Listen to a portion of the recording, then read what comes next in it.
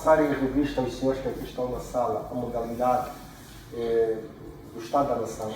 Inicialmente, os nossos convidados irão fazer uma intervenção sobre o país real, a percepção que eles têm.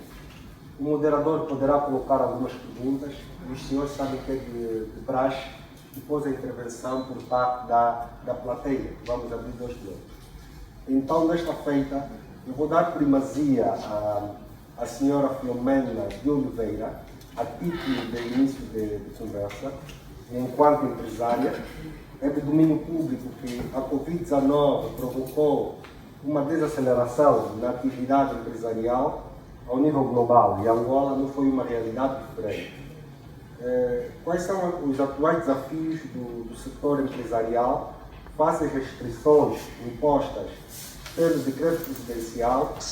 E também gostaria que fizesse uma colação que desde a nossa independência em 1975 falamos muito e usamos o termo de diversificação da economia. O que é que tem faltado até hoje para nós termos uma economia diversificada, doutora Filomena? Faz favor.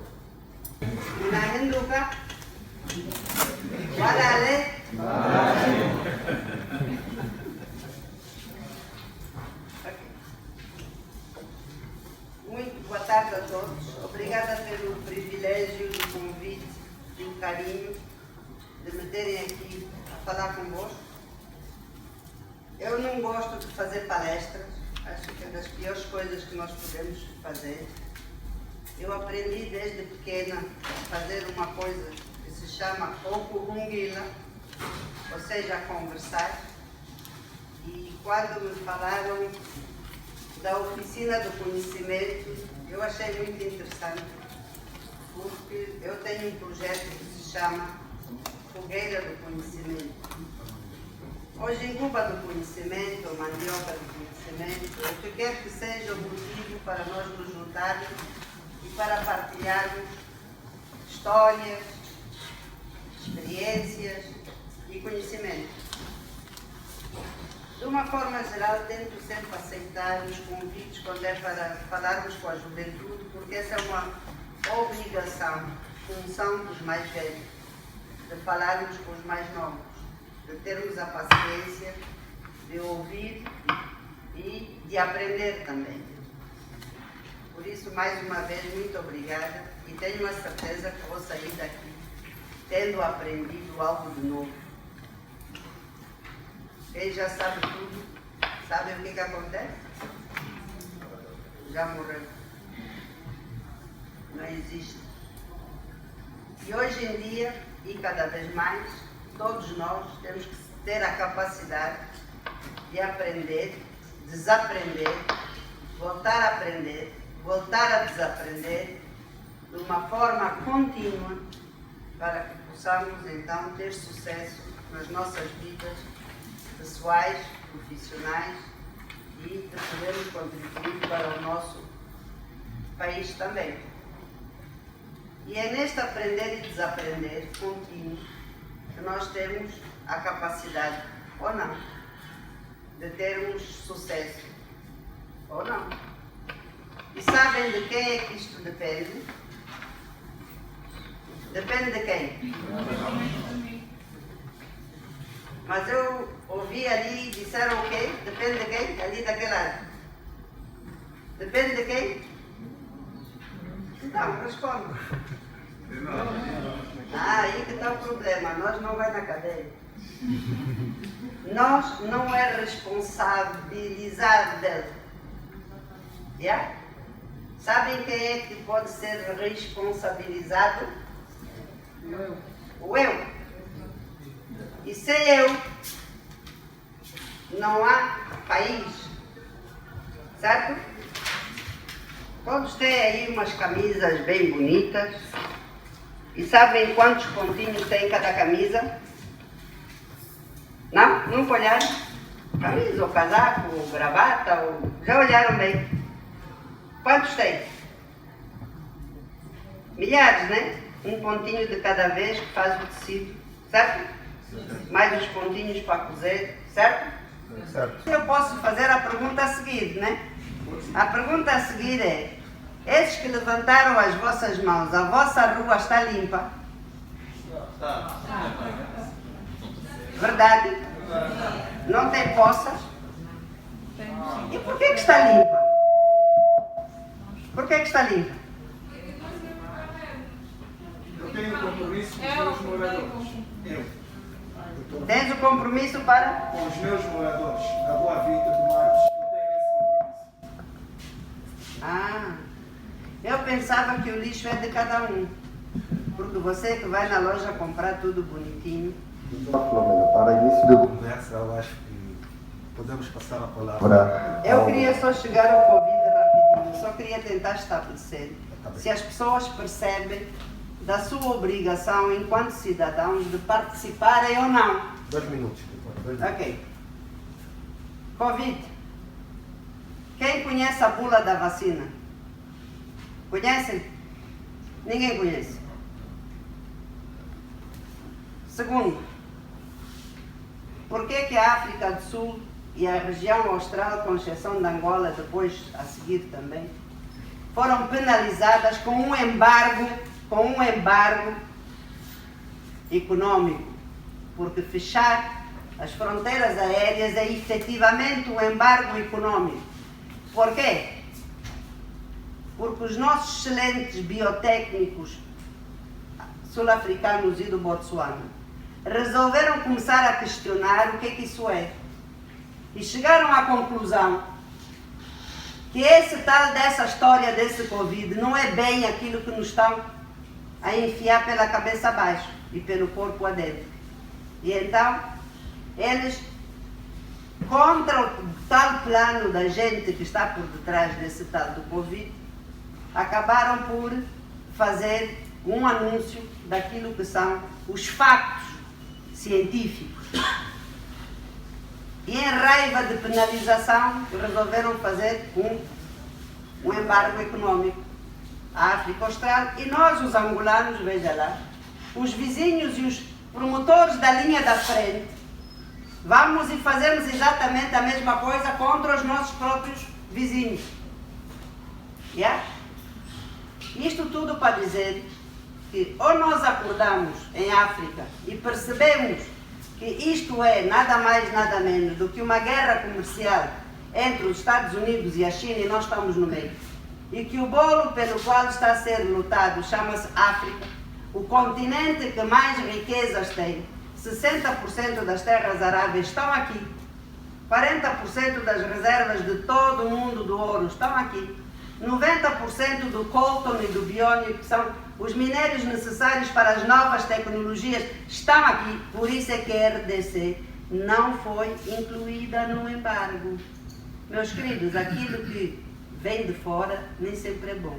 Ou nós começamos a assumir a nossa responsabilidade do cada eu, ou então, mais tarde, mais cedo, nunca vamos chegar à diversificação econômica, porque esta diversificação econômica tem sido sistematicamente combatida por interesses de fora, os grandes lobbies da importação. Obrigado, doutora. Eu vou passar a palavra ao doutor Leonel Gomes. Eu vou colocar a seguinte questão ao doutor.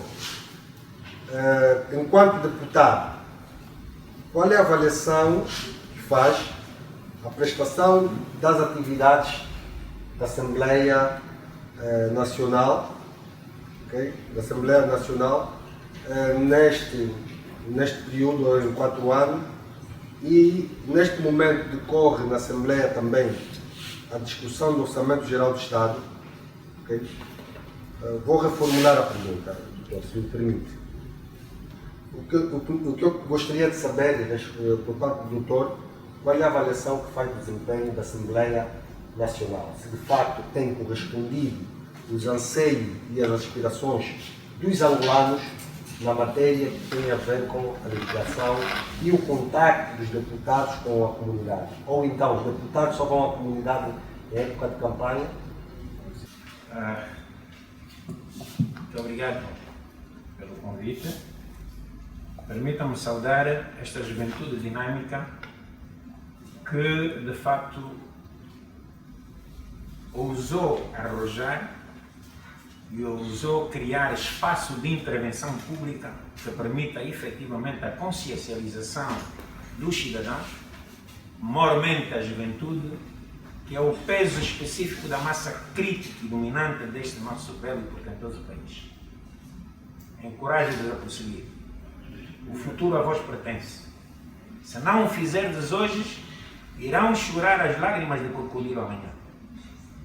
O vosso futuro está entregue nas vossas mãos e é a partir deste momento. Obrigado. Peço ao moderador que me permita, eu gosto de contextualizar. O tema é o Estado da Nação. Eu gostaria de partilhar convosco o conhecimento que eu tenho de nação, pese embora eu ser aristotélico quanto ao conhecimento, só sei que nada sei.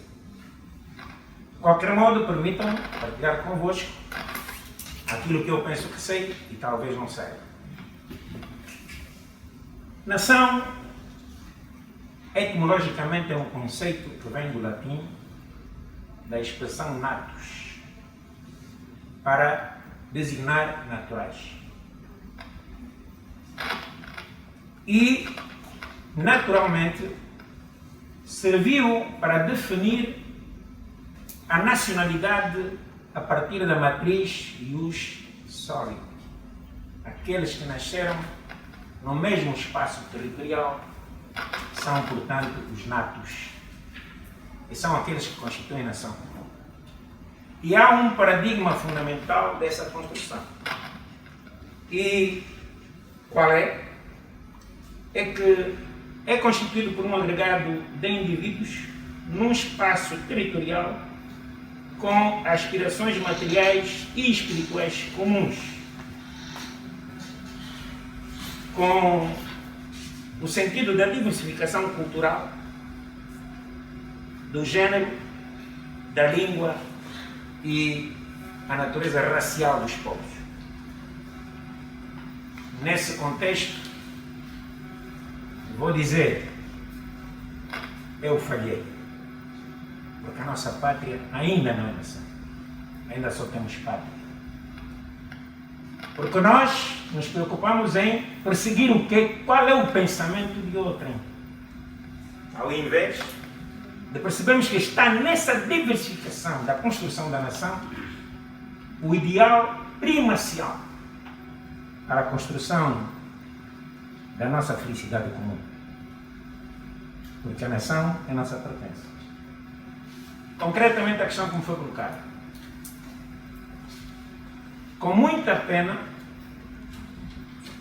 porque tenho o privilégio de pertencer a uma Assembleia Nacional com um país dirigido por um titular do Poder Executivo que nos permitia efetivamente que a ação da Assembleia Nacional fosse visível e consentânea com o seu verdadeiro papel, e que são indubitavelmente os seguintes: legislar, ou melhor, produzir leis, fiscalizar e consultar o povo, de quem nós somos meros trabalhadores. Metam isso na vossa cabeça. Nós não somos mais nada do que vossos trabalhadores. Exijam de nós trabalho em vosso nome. Porque nós andamos nos carros fumados, com ar condicionado, e muitos de nós pensamos que somos chefes. Nós não somos chefes de nada. Por isso é que somos vossos representantes. Hoje, infelizmente, regredimos muito gravemente. Os grupos parlamentares não têm verba para exercer a sua atividade.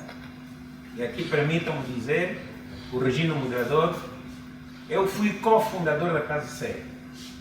Por razões que eu não vou expender aqui, porque não é ético da minha parte fazê-lo, eu abandonei em 2018, por razões próprias, a Casa CE e hoje sou deputado não integrado em nenhum grupo parlamentar, o vulgo deputado independente. Pese embora essa figura não existir no nosso léxico jurídico. Existe sim deputado não integrado no grupo parlamentar. infelizmente temos esse problema. O nosso regimento interno reserva as 2 últimas semanas de cada mês para a ação de deputação. Não se faz deputação. Não há condições, não há meios. Agora posso vos dizer que, a par disso, a Assembleia ganhou, efetivamente, mais qualquer coisa. Nunca a Assembleia Nacional de Angola produziu tantas leis como agora. Mas no afã de produzir leis, e o meu maior receio é que não podemos, não devemos produzir leis semânticas. As leis são para perdurar no tempo. Fizemos uma lei hoje, depois da manhã é preciso essa lei vir para depois corrigir, quer dizer, fazer casar. A eficácia dessas todas as leis que são produzidas, as leis são impactantes, são eficazes na vida do cidadão. Algumas leis estão a cumprir a sua função, porque estão a perdurar no tempo, mas a maior parte delas são semânticas, porque não concorrem para o seu fim último. E então, se verificarem, de quando em quando estamos a alterar leis, estamos a fazer alterações de leis. Em alguns casos não duraram 1 ano, 2 anos. E isso não é bom para uma pátria que se pretende estável. Porque são as leis que estabelecem, indubitavelmente, o paradigma da paz social. Porque regula a nossa conduta, determina as nossas ações. Obrigado, doutor. Vou passar a palavra ao doutor Albano Pedro. Ao doutor Albano Pedro, que poderá falar também de algumas questões referentes ao Estado da Nação, mas gostaria de colocar-lhe a seguinte pergunta. Qual é a avaliação que faz do sistema de justiça angolano nos últimos 4 anos? Doutor Albano, qual é a avaliação que faz do sistema da justiça em Angola nos últimos 4 anos? Ok, obrigado. Eu prefiro tirar a máscara. Não nascemos com ela.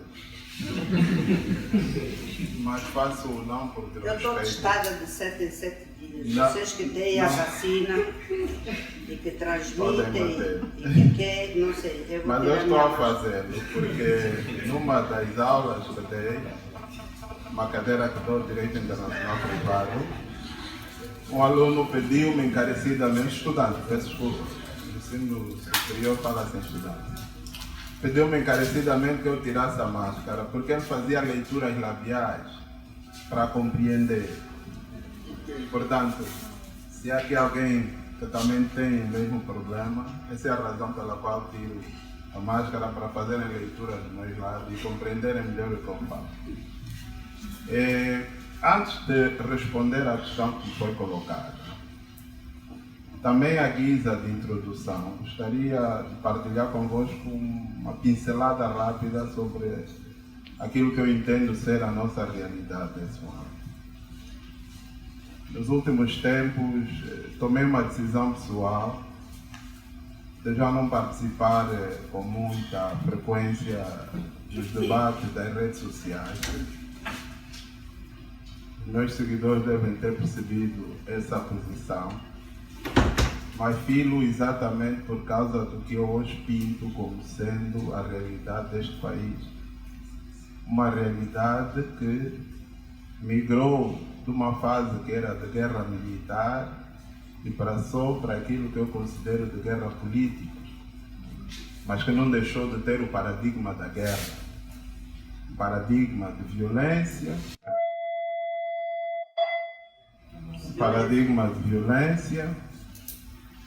um paradigma de desconstrução do outro, um paradigma de pugilato na argumentação pública.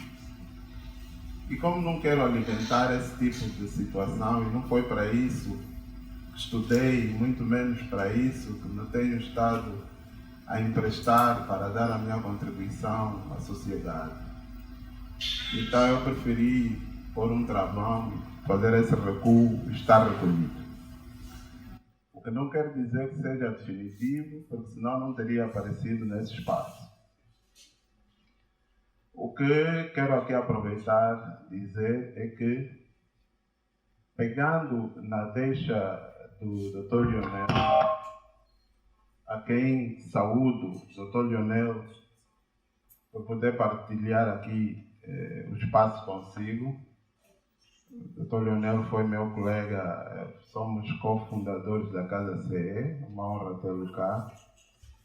Tal como também tenho a honra de estar com a Aniceto Cunha, com quem partilhei momentos naquilo que foram os movimentos estudantis da Universidade de Ensino Médio no início deste milênio. É uma grande honra tê-lo cá. A honra igual tenho de estar com a senhora Filomena pelas suas intervenções, muitas vezes bombásticas, mas que são verdadeiros cocos na cabeça daqueles que realmente costumam fazer mal às coisas que deviam fazer. E, igual honra e com alguma elevação, tenho de estar com meu colega de carteira, o Dr. Antônio Paulo, um dos maiores constitucionalistas da minha geração. Indivíduo com uma pena brilhante, de quem tenho estado à espera que me publique a obra, desde que o meu grupo de colegas da minha geração, como eu, Lazarino Pulson, Cremildo Paca, Adão de Almeida, confabulamos sempre nos corredores que ele precisa pôr a obra dele na rua. É das melhores penas que nós temos na minha geração. E é uma grande honra tê-lo cá. Mas como dizia, vou-me apegar no que o Dr. Lionel diz, em que ele fala do conceito de nação. Dizia-se inicialmente que a nação assentava no território. Mas o debate hoje evoluiu e disse que a nação já não assenta só no território, assenta no sangue. Tanto é que o conceito de nacionalidade originária é aquela que se baseia no sangue. Ou seja, nós não somos angolanos de origem por termos nascido em Angola. Somos de origem por termos pais que são angolanos. Portanto, a volatilidade do território, alimentada pelas grandes migrações que ocorreram pela África e pelo mundo ao longo da grande marcha da humanidade, fez concluir às pessoas que ninguém era originariamente de um território. Tanto é que nós, os bantus, somos acusados de termos invadido um território que é Angola, que pertencia anteriormente aos Khoisan, que hoje estão remetidos a um nomadismo no final das fronteiras do nosso território. Para dizer que o que me inquieta hoje é a necessidade de assumirmos aquilo que a senhora Filomena disse, da responsabilidade do eu, de realizarmos o país olhando para nós mesmos. Isso significa superarmos a mentalidade do conflito que nós trouxemos. Uma mentalidade que vem desde os movimentos de libertação, em que os movimentos degladiavam-se contra si mesmos. Estou a falar do MPLA, da UNITA e da FNLA, e também degladiavam-se em grupos internos dentro desses mesmos movimentos. Estamos lembrados da chamada revolta ativa, que fez ponte com 27 de maio no MPLA. Estamos lembrados das chamadas fogueiras sangrentas, sexta-feira sangrenta na UNITA. Estamos lembrados das desintegrações que hoje esses grandes partidos enfrentam. Em 92, foi a primeira vez que tive a oportunidade de votar. Não sei se aqui alguém também teve. Aliás, aqui nossos cotas tiveram, mas muitos de vocês não tiveram, de votar quando era pensado estarmos a entrar na fase de paz. Eclodiu a guerra. Uma guerra que desgastou extraordinariamente a minha geração. Grande parte de pessoas que pertencem à minha geração não teve oportunidade de estudar sequer. O meu tempo era o tempo das rusgas intensas, que levou as pessoas a abandonarem o país. O meu tempo é o tempo das bichas para se comprar comida na loja do povo. É o tempo de assistir o filme apenas no cinema. E o tempo de só assistir bonecos animados por meia hora na televisão. E eu de preto e branco, e uma televisão que só abria às 18 e fechava logo às 20 horas. Portanto, uma geração extremamente restringida. Mas, para dizer que chegamos nesse ponto altamente divididos. Estamos divididos, não conseguimos alcançar o denominador comum que nos possa catapultar para o desenvolvimento, um denominador comum que passa pela solidariedade.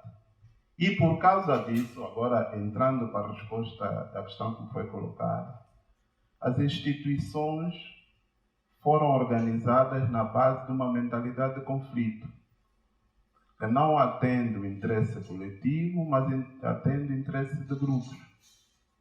De modo que não consigo ver uma instituição sequer, pública ou privada, que não tenha essa matriz de construção. Quando olhamos para as empresas, nós temos dificuldade de encontrar sociedades comerciais que saiam para além das famílias, porque a desconfiança é tão forte entre nós, que temos dificuldade de estabelecer parceria e formar grandes negócios com os outros. Isso é mentalidade de conflito. E essa mentalidade de conflito, pintando agora as instituições públicas, vemos-la quando construímos as próprias leis. As discussões, as diferenças são tão profundas entre os legisladores, que quando se olha para o mérito da norma a ser feita, não se consegue decantar o elemento justo dessa norma. De modo que há normas que eu não consigo compreender o sentido e o alcance da sua interpretação, que vigoram pacificamente. Há dias fui interpelado por um agente da polícia por o fato de estar a falar ao telefone. É claro que é uma infração. Mas eu coloquei-lhe uma pergunta não para me exonerar do pagamento da multa que até paguei, mas para discutirmos a lógica dessa norma. E eu dizia a ele uma pergunta muito simples. Por que é proibido falar ao telefone? Se é proibido por eu estar a falar,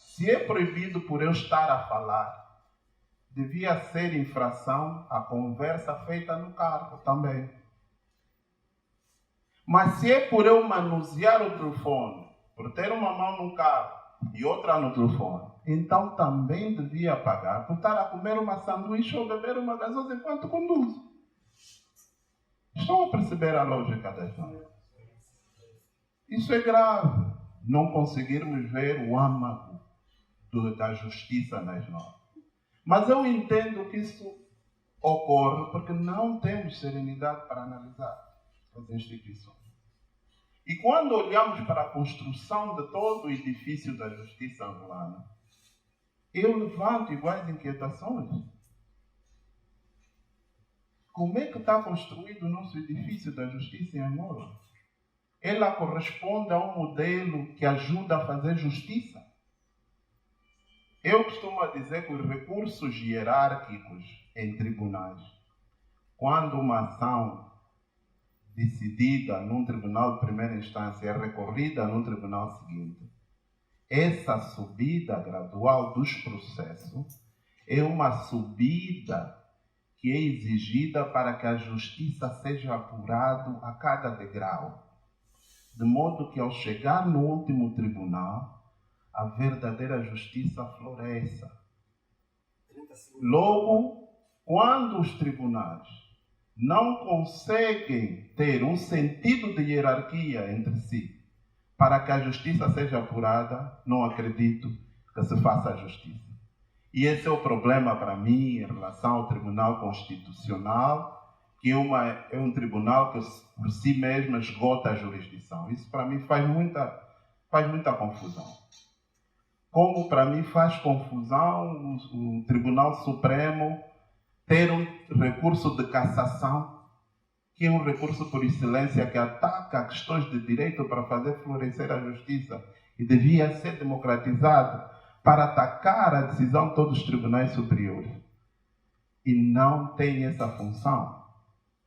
E logo digo que construímos instituições pensando em aplicar o direito, mas sem falar na aplicação da justiça. Obrigado, doutor Albano. Vou passar a palavra à doutora Aniceto Cunha. Doutora Aniceto, as condições sociais têm estado a se agravar. É notável o maior número de pessoas pedintes nas ruas da cidade de Luanda. O índice de desemprego é bastante acentuado. Aumentou a criminalidade. Será que todos esses fatores são indicadores do fracasso das políticas públicas implementadas pelo Executivo Angola, que nesse caso dirigido pelo Partido MPLA? Obrigado, doutor Osvaldo Boco. Eu, a priori, gostaria de agradecer a oportunidade de poder partilhar o meu entendimento sobre o Estado da Nação com figuras respeitáveis e admiráveis. E, por conseguinte, gostaria de parabenizar a ousadia deste grupo de jovens que criaram o projeto Oficina do Conhecimento, que, no meu entender, se traduz num espaço alternativo ao convencional para o exercício da cidadania. Aqui, diria uma máxima que nos ensinaram em família, que ninguém faz por nós sem nós. O meu reconhecimento do vosso contributo ao nós, ou, se quisermos, à nossa nação. Para responder a essa questão, eu gostaria de fazer uma incursão ou uma breve retrospectiva histórico-sociológica. Portanto, não podemos compreender o hoje sem entendermos o ontem. O que vivemos hoje é consequência do que vivemos ontem. Portanto, vou aqui refletir apenas os últimos 4 anos, se calhar fazer uma incursão aos anteriores, com a eleição do novo governo em 2017. Passamos, penso, a nos deparar com um país mais real do que antes nos era informado. O que significa dizer que ao longo dos anos de 2002 até o ano de 2017, as políticas públicas criadas e priorizadas não conheceram os seus objetivos, tal como eram organizados. E em consequência disso, nós conhecemos, digamos, desvios orçamentais gritantes, conhecemos privilégios de um certo grupo que pertencia à elite e parte pertencente ou que pertencia à direção do partido do poder, e que, gizado aquilo que foi o programa eletivo do partido MPLA, que depois consagrou-se vencedor, portanto, houve a necessidade de pôr-se em prática o plano de combate à corrupção, ao nepotismo e à impunidade.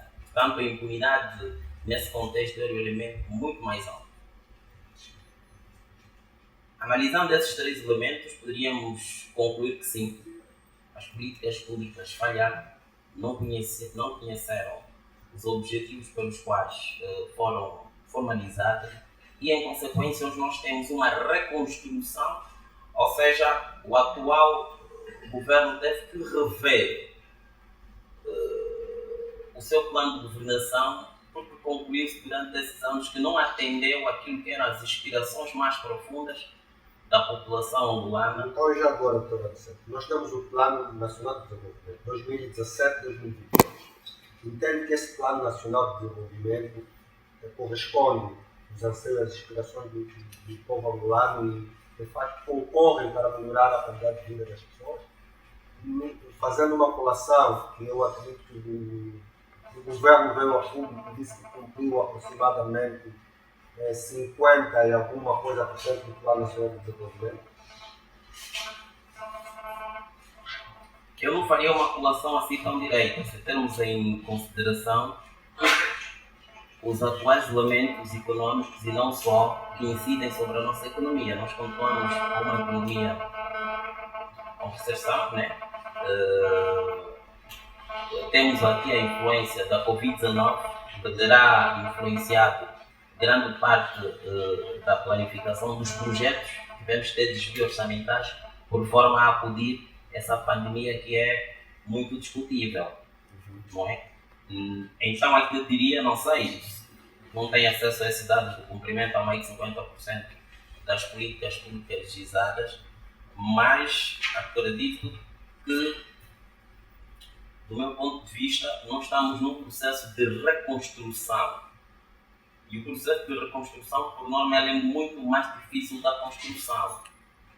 Porque estamos num período em que o país tem muito pouco dinheiro, a principal fonte da arrecadação continua a ser o crudo, seguido dos diamantes, mas que ainda não correspondem para aquilo que são as nossas necessidades reais. Nós temos que admitir que houve e há, da parte do titular do Poder Executivo, um sentido de patriotismo e muita coragem do ponto de vista individual, porque neste momento ter o melhor emprego no país, que é ser presidente, que é definir o destino do país com essas condições como se governa, portanto sente-se nele, reconhece nele alguma coragem. Portanto, em outras palavras, eu diria que estamos numa situação possível. Como ele terá dito em metáfora num dos seus discursos, e que pedia a compreensão da sociedade, a meu entender, de que se devia depositar a confiança, porque estamos a passar por um período de turbulência, tendo em conta o passado que nós fizemos. Ali a doutora Filomena... A juventude não espera ter emprego. A doutora Filomena usou o termo no singular e eu no plural. Ela disse o eu e eu disse o nós, porque o eu faz o nós. A juventude, antes de cobrar, tem que se capacitar por forma a entender o seu país, os fenómenos e os factos sociais que ocorrem nele. O nosso país está nesse estado porque ontem um grupo de jovens, que hoje são os mais velhos, que lideram alguns e muitos já foram à reforma, outros fazem parte estão na quarentena celestial, portanto tiveram decisões atendendo interesses individuais do grupo e como consequência estamos a viver o que estamos a viver. Então a juventude de hoje, ela também é chamada para participar de forma ativa para a mudança do próprio percurso político e social que queremos hoje. Obrigado, doutor Aniceto. Temos aqui o deputado Antônio Paulo, em representação do MPLA, do grupo parlamentar do MPLA, é deputado. O MPLA é o partido que sustenta o governo, então a ele vamos colocar. O partido que sustenta o governo. Eu Suporta. pensava que era o contribuinte. Não. Suporta o governo, nesse caso. Doutor Antônio Paulo também. Estou brincando. Estou muito cansada, é melhor brincar um pouquinho. Vamos continuar, doutor. Pode sim, desculpa. Doutor Antônio Paulo esteve na revisão pontual da Constituição e ao doutor Antônio Paulo vamos perguntar o seguinte: se tivesse que rever novamente a Constituição, o que é que lá estaria, ou que manteria, o que é que retiraria e o porquê? Porque a revisão da Constituição até hoje tem-se dito que foi uma revisão olhando para aquilo que serão as eleições que se avizinham. E a mesma coisa disse da lei, a lei eleitoral oficiosa, do registro oficioso. Enquanto constitucionalista, um dos melhores constitucionalistas que o país tem mais comunga desta visão, ou tem uma visão diferente. E qual é a sua percepção do país real hoje? Do ponto de vista dos desafios do sistema da justiça e do direito. Obrigado. O cabo não chega até aqui, por isso é que eu vou falar sem o microfone. Espero ser ouvido até o fundo da sala. Eu quero primeiro agradecer o convite da Oficina do Conhecimento, o convite do Osvaldo Mboco. Nós tivemos a oportunidade de estar juntos recentemente e ele já me tinha advertido para essa atividade. Quero também cumprimentar a Filomena, que é uma pessoa que eu tenho acompanhado na comunicação social e em suas declarações nas redes sociais. Tem tido uma intervenção cívica muito positiva, nem sempre bem compreendida. Quero cumprimentar o deputado Lionel. Durante as intervenções em plenário, em reuniões de comissão, nós temos posições divergentes, mas o deputado Lionel e outros mais velhos deputados sempre nos trataram muito bem nos corredores, sempre nos cumprimentamos de forma cordial, conversamos, temos os nossos debates nos corredores. Cumprimentar o deputado Lionel. Quero cumprimentar o doutor Aniceto. É a primeira vez que nós estamos juntos num formato num evento com este formato. E quero cumprimentar também o Albano, meu colega de faculdade. Tivemos muitas discussões nos corredores e continuamos a ter os nossos debates. O Albano só exagera quando diz que eu sou constitucionalista de referência. Não sou. Estamos todos a aprender. E a pergunta que o Osvaldo coloca, eu vou fugir por uma razão. Vou fugir por uma razão que essa Constituição é de 2010 e nós de 2010 para cá nós nunca discutimos suficientemente, profundamente a Constituição. Isto é um déficit que nós temos. Algumas pessoas vinham chamando a atenção sobre isso, eu próprio chamei a atenção algumas vezes. Nós não fizemos o debate que devíamos ter feito em 10 anos. Um debate que não foi feito em 10 anos não pode ser feito em 3 meses. Tá? Ainda que essa revisão durasse 1 ano, um debate que não foi feito em 10 anos não é feito num ano. E quando eu falo um debate, não estou a falar de um debate exclusivamente político. Estou a falar de um debate que a sociedade civil deve fazer, que as comunidades devem fazer, um debate que as universidades devem fazer, devem promover e devem integrar as comunidades. Houve um ou outro seminário sobre os temas da Constituição, mas nunca houve um debate a sério. E nós não vamos conseguir esgotar aqui algumas dessas ideias. E eu não quero fazer defesa em causa própria por ter trabalhado na elaboração dessa Constituição, muito menos por ter participado, já de forma residual, como deputado, tal como o deputado Lionel, nessa revisão pontual. Portanto, há um debate sobre a Constituição que tem que ser feito.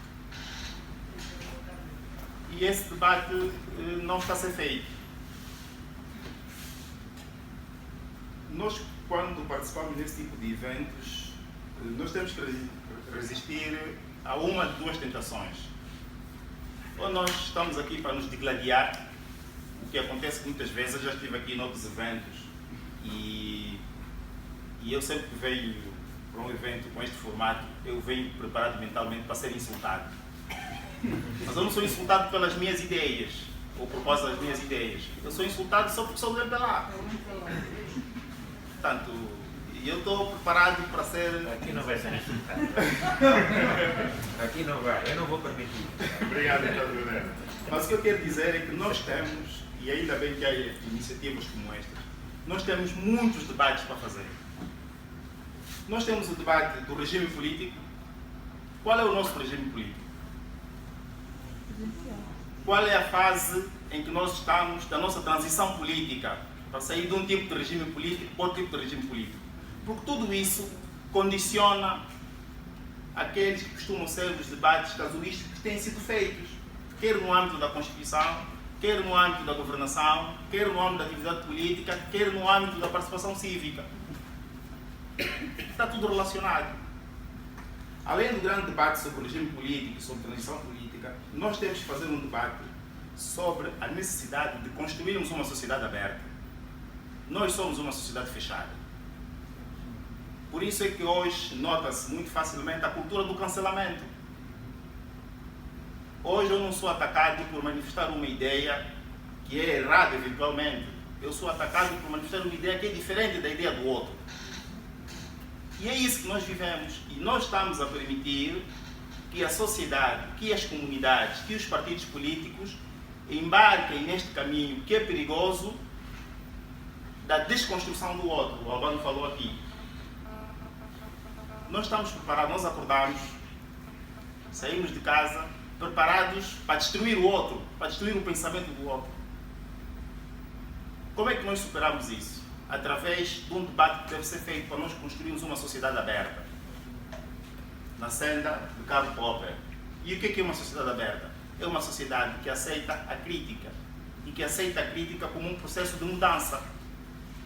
Isso nós não temos, nem fazemos esse debate, nem em sede dos partidos políticos, nem em sede da sociedade civil, que ainda resta, porque muita dela já se encostou num ou no outro lado. E isso não é de agora, vem do passado. Tá? Isso não é de agora, vem do passado. A diferença é que no passado a sociedade civil, movimentos espontâneos, encostava-se olho para lá. E hoje há uma sociedade civil que se encosta a outras forças políticas ou a outros atores políticos. Nós temos que fazer o debate também da definição do nosso modelo de desenvolvimento econômico e social. E o debate sobre a definição do modelo de desenvolvimento econômico e social vai nos levar a um debate que todos nós fugimos, que é o debate da identidade ideológica. Jovens, estudem o discurso, os documentos dos partidos políticos e tentem identificar a identidade ideológica dos partidos. Quando não são sincréticos, muitos partidos não têm identidade ideológica. Mas esse é um debate que nós temos que fazer. Qual é o modelo de desenvolvimento que nós queremos? É o modelo das empresas públicas? É o modelo da privatização sem transparência? Qual é o modelo que nós queremos seguir? É o modelo do facilitismo? É o modelo do assistencialismo? Para depois chamarmos o angolano de preguiçoso, o angolano que acorda às 5 da manhã, vende no mercado, sustenta a família. Esse é o angolano preguiçoso? Tenha certeza? E ninguém rebate esse discurso, ninguém rebate essa crítica injusta. Nós temos também um debate sobre a reforma do Estado. Esse debate tem que ser feito. A reforma do Estado não é uma responsabilidade exclusiva de quem governa ou de quem está no Parlamento. A sociedade civil deve ser envolvida, as comunidades devem ser envolvidas, as igrejas devem ser envolvidas, as universidades devem ser envolvidas. Tem havido iniciativa através desses grupos. Será que uma comunidade não pode promover um debate sobre a reforma do Estado e tem de ficar à espera das instituições públicas, do governo ou do Parlamento? Mas há que existir abertura, doutor, por parte de quem governa. Isto é um debate.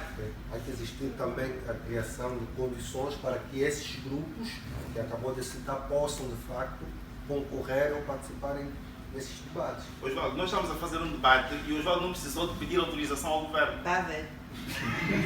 Te contradisseste sozinho. E para terminar essas Mas nem no âmbito da reforma do Estado. Podes fazer, em vez de ser Estado da Nação, reforma do Estado. Pode fazer Faremos. Fica aqui anotado. Está anotado? Só depende de quem? do eu. Do teu eu, do teu. Você que está coordenado. Vamos embora. Doutor Antônio Paulo. E temos para terminar uma última nota dos grandes debates que nós temos que fazer, que é o debate sobre o fortalecimento dos direitos fundamentais. Nós não podemos continuar a marcar passos para trás em relação aos direitos fundamentais. Nós podemos estar longe do ideal, mas quando avançamos 1 ou 2 passos, não deve haver recuos. E em relação aos direitos fundamentais, tem havido recuos. E eu não estou a falar de 2017 para cá, não estou a falar de 2002 para cá, não estou a falar de 92 para cá. Estou a dizer que desde que foi proclamada a independência, nós temos tido avanços e recuos em relação aos direitos fundamentais. São algumas notas. Obrigado, doutor Antônio Paulo. Só para dar uma nota, o doutor Antônio Paulo está em representação do grupo parlamentar do MPLA, assim como nós também convidamos o grupo parlamentar da UNIT. Mas infelizmente não conseguimos. Está justificado. Estou a justificar. Então nós vamos abrir agora a nossa primeira bloco de perguntas. Só uma parte, Osvaldo. Eu prefiro que vocês vejam o Antônio Paulo como alguém que é militante do MPLA e é deputado, mas que está aqui num espaço de cidadania, do que ver-me como um representante da bancada parlamentar do MPLA. São coisas diferentes. Tá bem. Já agora eu sou muito indisciplinada. Eu já agora queria dizer uma coisa. Nós primeiro somos pessoas. Claramente, subscreve. E nem nas pessoas, no foro das pessoas, onde existe a solidariedade. E a participação cívica. Está a ver? A seguir somos cidadãos. E só temos cidadania quando somos registados. Até lá somos entes. Yeah? E dentro do foro da cidadania é que o Estado da nação deve funcionar.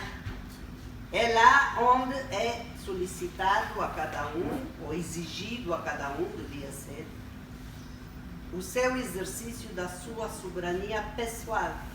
E só depois é que temos opções políticas e ou religiosas ou outras quaisquer. Portanto, se a nossa nação está a ser discutida no terceiro nível dos partidos, nas lutas partidárias que metem nojo atualmente, que eu não quero saber dos problemas que vocês têm entre vocês, verdade que não quero. Eu não quero saber se está com aquele ou com aquela, eu não quero saber se se roubou ou se não roubou. Isso é outro assunto da justiça. O que eu quero saber dos partidos é qual é o programa econômico e social que vão apresentar, e já estamos em pré-eleição. Eu não quero saber de mais nada. Isso não quer dizer que eu não tenha a minha opção política e ou religiosa. E para que não tenham alguma dificuldade, mas isto não amordaça a minha boca.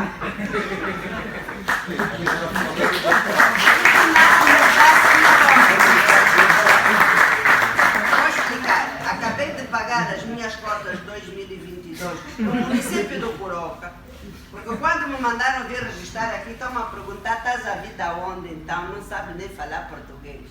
Eu disse: olha, eu aqui não vim tirar lugar de ninguém, eu vou continuar lá no meu quimbo. Quando quiserem, se quiserem, me chamem. Mas até lá, eu tenho maior afetação às políticas de então, por isso é que estou a falar agora como estou. Porque aquilo que foi o MPLA não é isso que é o MPLA. E são as pessoas que estão a fazer isso, não é o MPLA. A nação angolana está como está, não é culpa da Angola, é culpa das pessoas da Angola. Portanto, são dois assuntos muito distintos. E não vai haver ninguém, mas não vai haver ninguém que me vai mandar calar. Porque eu não sei se o doutor Antônio Paulo lá estava. Eu fui ao único congresso que fui convidada. E nesse congresso eu votei contra sozinha. Contra assuntos da economia que tinham por base o Código Tributário 2014. Entrava em vigor 2015. E eu votei contra sozinha. Vieram todos a correr: a senhora está muito nervosa. Eu não estou nada nervosa, eu sei o que eu estou a fazer. E não sai para coisa nenhuma. Não pode ser extensão, não pode. Vai ser como. E quando tudo falhou, vieram me fazer coação. Eu disse, alguém que você conhece muito bem, camarada Manel Júnior, eu disse: não vou tirar, aconteça o que aconteça. E quando a economia feder, você vai se lembrar que eu votei contra. Lembrou-se. Tá bem. Resumindo e concluindo, não confundam, isto é muito importante para vocês jovens. Isto não é jogo de partido. A nação não é jogo de partido. Nenhum partido tem o direito de assumir propriedade de bocado nenhum aqui. Então é primeiro pessoa, depois cidadão. E só depois é que nós temos opções políticas e ou religiosas que devem ser mantidas no foro da ética, da responsabilidade, da justiça, do respeito e da honestidade. Se nós não conseguirmos fazer isso, e nós mais velhos já mostramos que nós estamos a conseguir, então vocês é que têm que fazer isso e exigir isso de nós mais velhos. Obrigado, doutora Filomena. Nós hoje não fizemos um turismo interno e nos deparamos sempre em Cascais, Dubai. E depois voltamos para reclamar quando juntamos os nossos poucos kwanzas e levamos lá para as economias mais robustas do mundo. Quando eu me referi à incapacitação, estou a chamar a responsabilidade de cada um de nós, como aqueles jovens de outrora que conseguiram anular a sua mocidade e hoje muitos deles, sem honrar a pátria, estão ali como mendigo. Muitos, quando foram chamados, não fugiram para o alcance da paz. E nós, hoje, a juventude do desenvolvimento, que muito fala e pouco faz, somos chamados a dar o nosso contributo na construção da cidadania, na construção, ou melhor, na construção da valorização da pessoa humana. O Dr. Albano diz que fugiu das redes sociais, assim é miúdos, porque hoje nem sequer temos a capacidade de entender um pensamento. O que é que a mãe de AUDB tem que ver com uma forma de pensamento que ele tem? O que é que tem que ver uma opção política de alguém com que você acha que o João ou o Brigano ou o Cicrano é que te fez? Essa capacitação, essa responsabilidade ou responsabilização que eu chamo. Se nós somos realmente a maioria, temos que fazer valer a nossa maioria, porque sermos apenas maioria por sermos maioria, nada valerá e continuaremos a ser conduzidos por um grupo pequeno e que vai continuar a ser dominante, né? Aqui, o conceito das elites.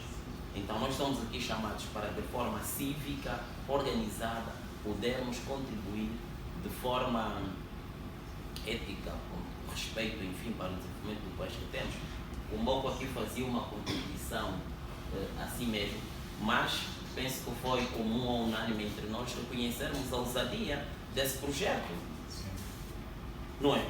Em que conseguimos entender que é um espaço que podemos ser apenas nós, porque nós já chegamos à conclusão do que o que nos une é maior do que nos separa. Eu já trabalhei na província do Luís e eu perguntava-me assim: e por que construíram cidades muito distantes, deixam muitos terrenos? Eu sou da província do Luís e é no Manacachó. E é um canal, o que é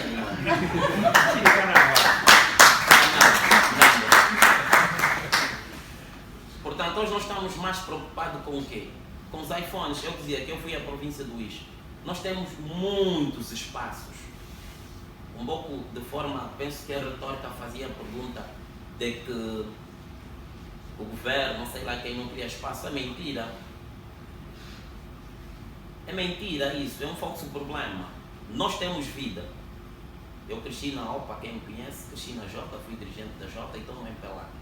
Mas isso por si só, que é opção pessoal. Eu escolhi isso individualmente, ninguém me convidou, ninguém me matriculou no MPLA. É verdade, ninguém me matriculou no MPLA, porque eu encontrei naquele projeto do partido político, que por via desse pode ser governo, que pode se encontrar forma de, diria, satisfazer em função da governação as aspirações que atendem o povo angolano, e por isso me revi nesse projeto de partido político e continuo até lá hoje. Agora, se cada um de nós tiver a consciência das suas responsabilidades, e tem aqui algo que me pergunto, né? Eu quando andei na Universidade do Chio Neto, eu considerava a universidade um governo democrático e fui sempre membro de associações de estudantes, de movimentos universitários. Hoje preocupa-me ver a degradação do nosso sistema do ensino superior, de todo ponto de vista. Retrocesso democrático. Retrocesso democrático e degradação das estruturas físicas. E, no entanto, até na Faculdade de Direito, onde aqueles dois cérebros foram paridos, já dão boda. Como é que nós jovens podemos admitir comportamentos desviantes que nós criticamos à mesa com o pai e somos os primeiros praticantes até na academia? Quantos de nós hoje têm amor pelo conhecimento e têm paixão pela ciência? É essa a questão. Eu quando digo jovem, eu estou a chamar o jovem como a principal força de uma sociedade. Se imperar em nós a vontade e estarmos conscientes de que realmente quem somos, podemos sim contribuir de forma positiva para esse progresso que todos choramos. Muito obrigado. Obrigado, Aniceto. Doutor Antônio Paulo, por favor. Você não pode deixar cair, doutor. Então, Antônio Paulo. Ele, quando morrer no habituado, não vai aparecer lá doutor. Vai aparecer o senhor. Não, mas que coisa é essa? Temos que começar a descolonizar as nossas mentes. O doutor é médico, veterinário e PhD. Os outros todos, eu não sou. Antônio Paulo. Esse é outro debate. Eu tenho aqui basicamente uma questão. Eu acho que, e eu vou retomar aqui uma questão que o Aniceto levantou, e talvez as pessoas tivessem percebido mal quando fala dos jovens assumirem a sua responsabilidade. Por exemplo, um jovem fez aqui uma questão, associar o conceito de nação à dimensão rássica. Isso é perigoso e revela algum desconhecimento. E nós, quando estamos no espaço público, nós temos de fazer uma participação com responsabilidade. E é preciso ter cuidado quando se tratam alguns temas, porque até a dúvida tem que ser precedida do estudo e de algum conhecimento. Mas eu vou me deter à questão do estado da democracia representativa. Quando nós questionamos a democracia representativa em geral, olha-se o Parlamento, olha-se o Governo, olha-se o Presidente da República. Mas nós nos esquecemos que o primeiro lugar onde nós devemos ensaiar a questão da representação, a questão da democracia, é na família, é na comunidade, é nas associações. Qual tem sido a atitude dos cidadãos em relação, por exemplo, do ponto de vista da participação democrática, a diversidade de ideias? É combater aquele que pensa diferente, é insultar. Eu próprio já fui muitas vezes insultado nas redes sociais, na minha própria página. Doutor, não é o que pensa diferente. Desculpa? Não é o que pensa diferente. O doutor tem passos muito avançados. É o que pensa. O que é o combatido é o que pensa. Porque se ele apenas expressar o que pensa, já é combatido. Exatamente. Então já não houve tempo de entender se é diferente. Pois, quer dizer que ainda é mais grave. Isso é pior, sim. Isso para dizer que, a partir do momento em que o cidadão, nos espaços em que tem à disposição, nomeadamente nas redes sociais, não consegue tolerar o pensamento do outro, que legitimidade tem ele de questionar o nível de aprofundamento da democracia? Porque quando nós falamos de participação democrática, nós estamos a falar primeiro do direito de crítica.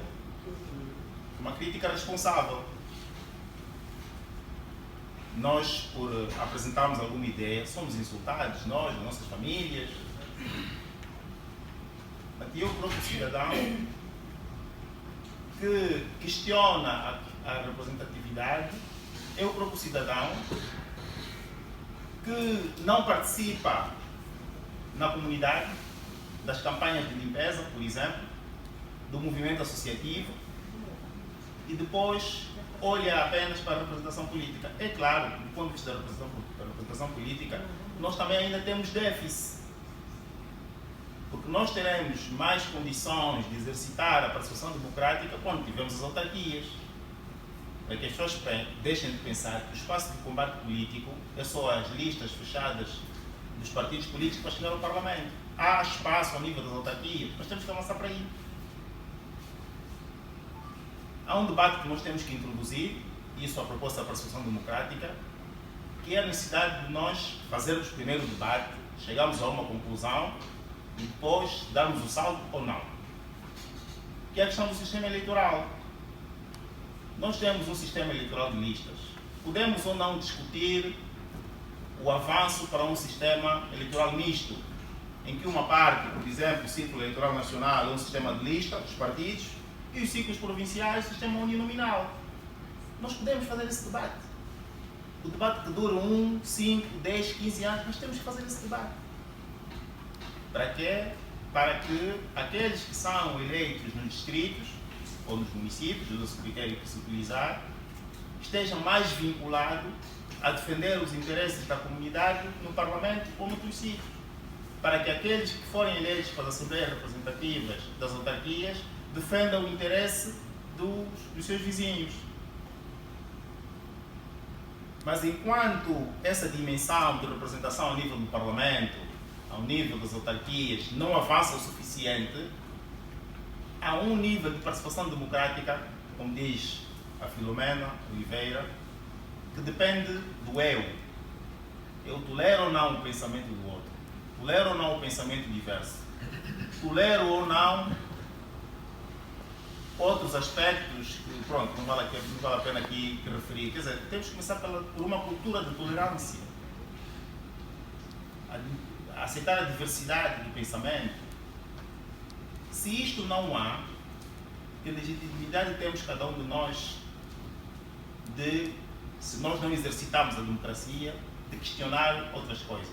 Se nós criarmos uma associação e não fazermos renovação de mandato,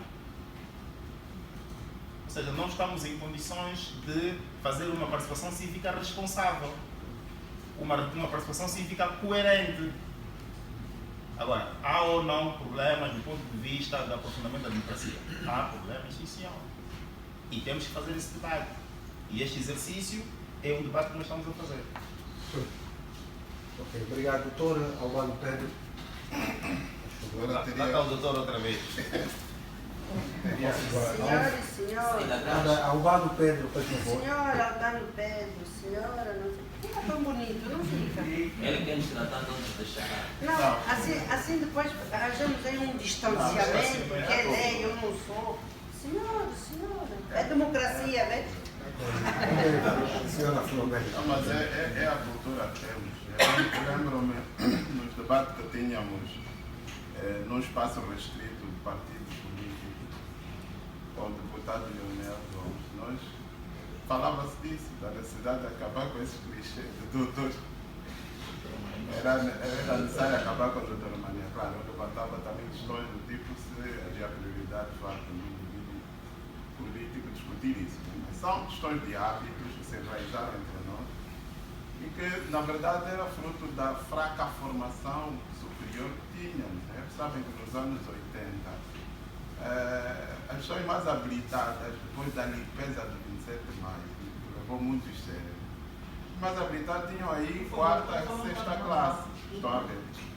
De modo que a maior parte das pessoas que se foi formando, né, e atingiu níveis superiores eram muito poucos. E naturalmente veio essa cultura do mérito, de quem tinha classes muito avançadas. Claro, com o tempo isso vai ser ultrapassado, creio, naturalmente. Agora, respondendo às questões que me foram colocadas, alguma foi muito direta, tem a ver com o papel do Presidente da República, não é? Enquanto titular do Poder Executivo, se ele se deve construir centralidade em detrimento da resolução do problema da fome, não é? Foi uma questão que foi colocada. Centralidade desabitadas. Como? Centralidade desabitadas é uma busca. Sim, mas o essencial são as centralidades. Em primeiro lugar, é preciso saber que, enquanto titular do Poder Executivo, ele chefia o governo, executa políticas públicas e, portanto, tem toda a legitimidade de construir no âmbito da aplicação de políticas públicas. Aqui devemos estar a falar da política habitacional, ele tem o direito de fazer o que pode. A questão que se coloca é se era prioritário ou se devia ser feita dessa forma. É o mérito da política pública, não a proibição da política pública. Ou seja, ele não está impedido de o fazer, constitucionalmente ele está nessa qualidade. Sabe, o presidente tem dois papéis. Tem uma que é titular do Poder Executivo, aqui ele é o topo da governação, e tem uma em que ele é chefe de Estado, mero representante político da soberania do povo, é uma função completamente diferente. Se me diz claramente que é titular do Poder Executivo, claro, ele tem. Agora, foi aqui dito que as políticas públicas, quase todas elas falharam, precisam ser reformuladas. Eu sou daqueles que defendem que isso são experiências que Angola já viveu até na era colonial, que a construção de moradia eram feitas pelas cooperativas. habitacionais. Né? Vocês veem até hoje, em certas moradias, uma cooperativa chamada Cooperativa de Moçambiques, que construiu muitas casas por esse país todo. Era uma cooperativa. Pois é, então eu penso que era uma questão de reformular a política. E foi aqui dito, Antônio Paulo disse muito bem, que são questões para serem discutidas. A questão de definirmos o nosso modelo econômico. Se queremos maior intervenção do setor privado ou se queremos a hegemonia do Estado como agente da economia. É uma discussão que tem que ser feita. Tem que ser feita. A outra questão levantada pelo Graciano Cassinda, isso essa questão de saber se estamos perante uma nação com essa questão da diversidade racial. Eu tenho uma reflexão que venho desenvolvendo depois que o nosso saudoso professor Adélio Correia, na aula de Direito Constitucional, ele dizia que em Angola o Estado vem depois da nação. Né? Era a visão, ou o Estado é anterior à nação, a nação era um projeto em construção. Eu sempre fui batendo, os meus neurônios foram sempre ocupados em querer acertar essa questão. Sempre pensei que havia alguma questão que não estava lá muito bem. E aquilo que fez luz, eureka, na minha mente, nas minhas reflexões, é que o problema em Angola não é que a nação esteja em construção, ela já existe e muito bem estruturada. Para mim o problema é o Estado reconhecer a nação. O problema está no reconhecimento. O que é nação?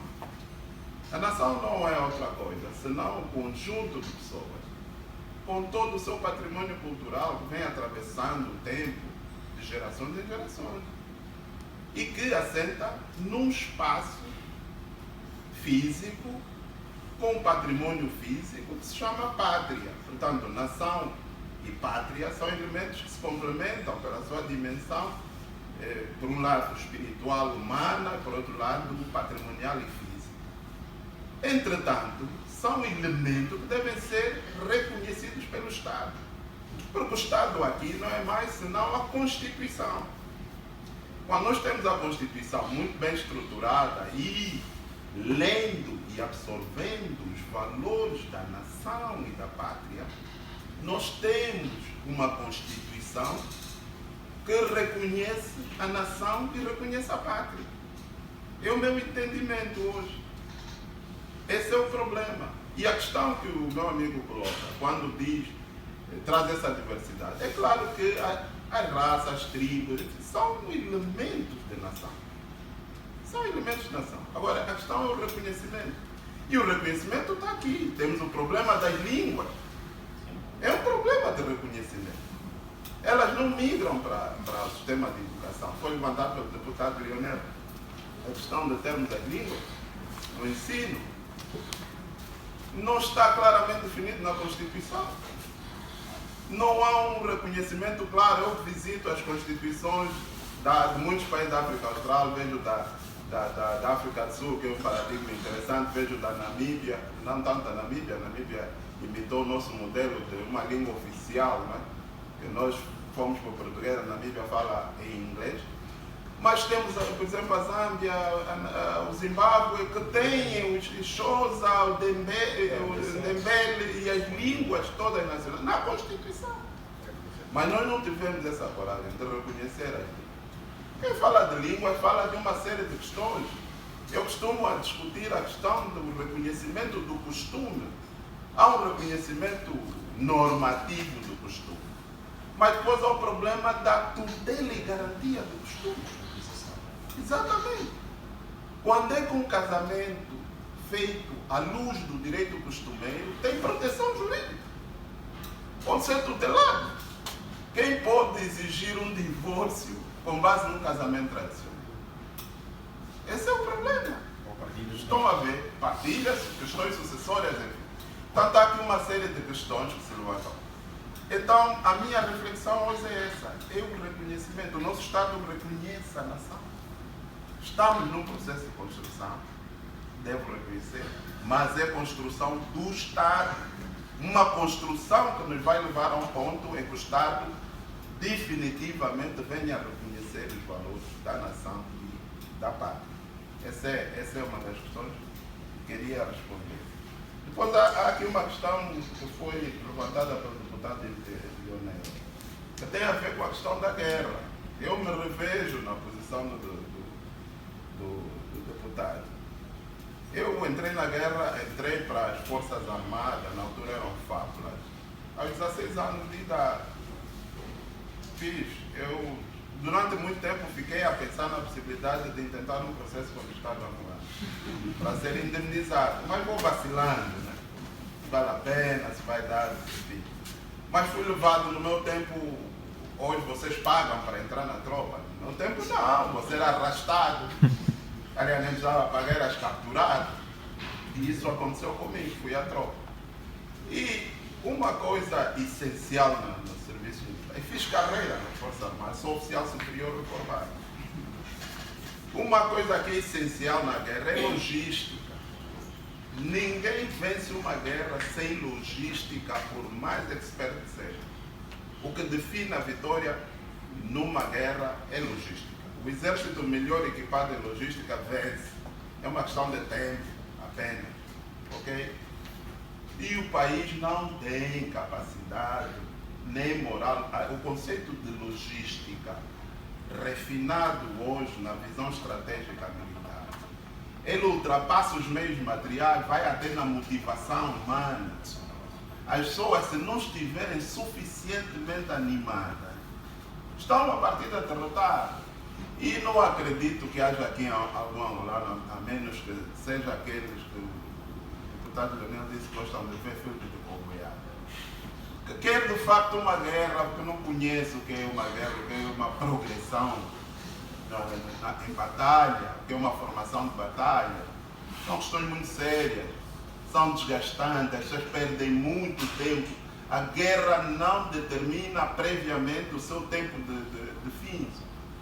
E, portanto, as pessoas perdem muito tempo. Ninguém está disposto a vir perder esse tempo. Os que perderam tempo durante a guerra, ninguém quer voltar nessa condição. É uma condição de aprisionamento espiritual. A pessoa perde perspectiva de realização. A minha geração não teve perspectiva de realização. O grosso fugiu da Angola, foi se realizar lá fora.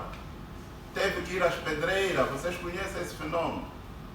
Nós aguentamos aqui com todas as dificuldades que isso deu, mas estamos hoje a registrar grandes déficits. Portanto, não é possível haver guerra militar, meu entendimento, e nem há emoção suficiente. Portanto, não há logística.